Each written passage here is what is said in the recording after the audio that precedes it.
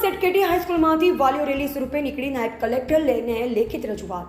ખેડબ્રહ્મા ખાતે આવેલ કેળવણી મંડળ સંચાલિત સેટ કેટી હાઈસ્કૂલમાં જિલ્લા શિક્ષણ અધિકારી દ્વારા ધોરણ 6 થી 8ના વર્ગો બંધ કરવા અને ગ્રાન્ટેડ માન્યતા રદ કરતા વાલીઓને આ વાતની જાણ થતાં જ વાલીઓએ હોબાળો મચાવ્યો અને બાળકોના ચહેરા ઉપર નિરાશા જોવા મળી।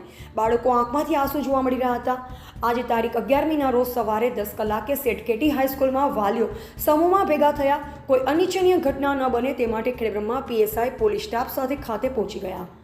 વાલીઓ સમૂહમાં ભેગા થઈ ન્યાયની માંગણી સાથે રેલી સ્વરૂપે તાલુકા પંચાયત કચેરી ખાતે તાલુકા શિક્ષણ અધિકારી કચેરીમાં રજૂઆત કરવા ગયા। ત્યારે ઓફિસમાં અધિકારી હાજર ન હતા, જેથી વાલીઓ નાયબ કલેક્ટર કચેરી ખાતે પહોંચી ન્યાય માટે નાયબ કલેક્ટર નિમેશ પટેલને લેખિત રજૂઆત કરવામાં આવી અને જણાવ્યું કે બાળકો આ સ્કૂલ છોડવા માંગતા નથી। સ્કૂલ બંધ થાય તો બાળકોને 1 વર્ષ બગડે। વાલીઓને અંધારામાં રાખ્યા હતા। જો સ્કૂલ બંધ થવાની હતી તો ફી શા માટે ઉઘરાવી? બાળકોને એડમિશન શા માટે આપ્યું? હાલમાં બાળકોને એડમિશન કોણ આપશે તેવી લેખિત રજૂઆત કરવામાં આવી। રિપોર્ટર જયેશ ઠાકોર સાથે શૈલેષ પટેલ, જિલ્લા બ્યુરો ચીફ, સાબરકાંઠા।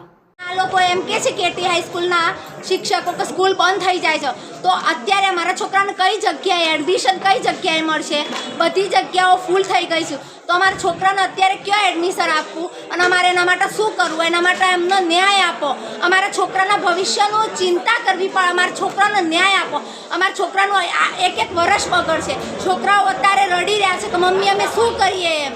અત્યારે અમારા છોકરાઓનું શું કરવાનું? ફી લીધી છે, અમારી ફી, અમારે સ્કૂલ ડ્રેસના પૈસા, બધા પૈસા અમને પાછા મળે એવી અમે ગુજારિશ કરીએ છીએ।